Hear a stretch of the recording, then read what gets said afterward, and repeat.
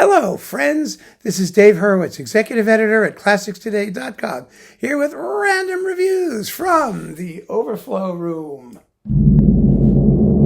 Yeah, no cats down here this time. So what are we talking about? Oh, well, it's a little clump, but a little clump with sort of a bit of things to chat about, because we have Pierre Monteux, his Great Conductors of the 20th Century, little 2 CD thingy. Remember this series? It was on EMI. And we've got some live things and some dead things.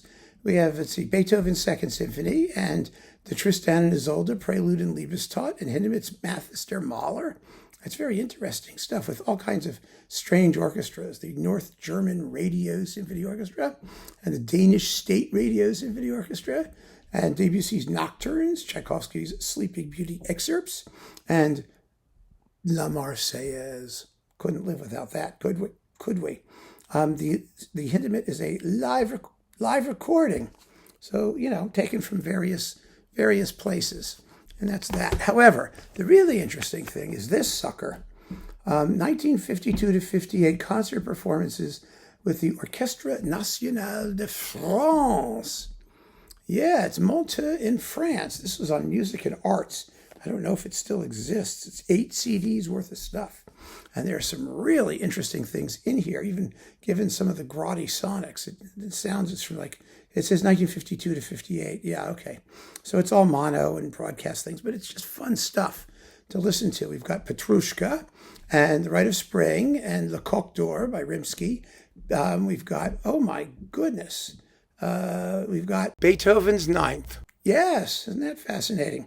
And then Beethoven's Second, and Mozart Piano Concerto 14 with Robert Casadesus, and Prokofiev's Classical Symphony, Mozart Violin Concerto No. 5, Beethoven's Eighth, Hindemith's Nobilissima Visione, Debussy Image, Ravel Scheherazade with G. Moissan soprano, Debussy's Jeu, Couperin and Milhaud, Le Sultan, Pines of Rome, Death and Transfiguration, Beethoven's Seventh, Tchaikovsky 5, Elgar Enigma, Wagner Flying Dutchman, and Franck D minor.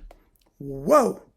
It's quite a selection of stuff. Like I said, the sound is, but it's an interesting Monteux collection. So I hung on to it. And then we have this guy here, Montemezzi. It's not a composer anyone cares about. Italo Montemezzi. He lived from 1875 to 1952. L'amour des trois reis, the love of the three kings. And it's the only opera by him that we care about, or piece of music by him that we care about. It's very pretty. It's a lovely record. I mean, you have Anna Moffo, Placido Domingo, Cesare Siepi, Ryland Davies, Pablo Elvira, a terrific cast. It's not that long. It's about an hour and 40 minutes long, with Nello Santi conducting the London Symphony. It's sort of a collector's item, because it's the only really good modern recording of this particular thing. And I enjoy it. I mean, it's fun. It's something I'll hang on to forever. And then Thelonious Monk. Well, there you go. This is an interesting one. This is the complete Columbia solo studio recordings of Thelonious Monk, 1962 to 68. They all fit on 2 CDs. I mean, Monk was amazing, a remarkable jazz pianist with an incredibly personal harmonic sense. And, his music is full of character. And what have we got in here? Lots and lots of little sniglets, basically. Different multiple takes of things, and they're usually 2 to 5 minutes long. What does this say? Thelonious Monk is in the pantheon of American composers and music thinkers, and although his pianistic efforts, especially the early ones, were at times scorned by those who could not or would not acknowledge his brilliance, Monk's approach to the keyboard was every bit as individualistic as his name. Prior to a productive 6-year stay at Columbia Records that began in 1962, Monk had recorded thrice as a solo pianist, only thrice.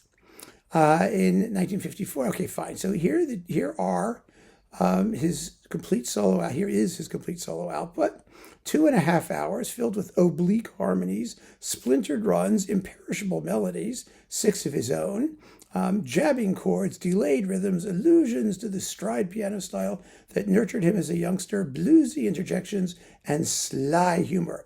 But the most significant aspect of this collection is that 14 of his 37 performances are previously unreleased.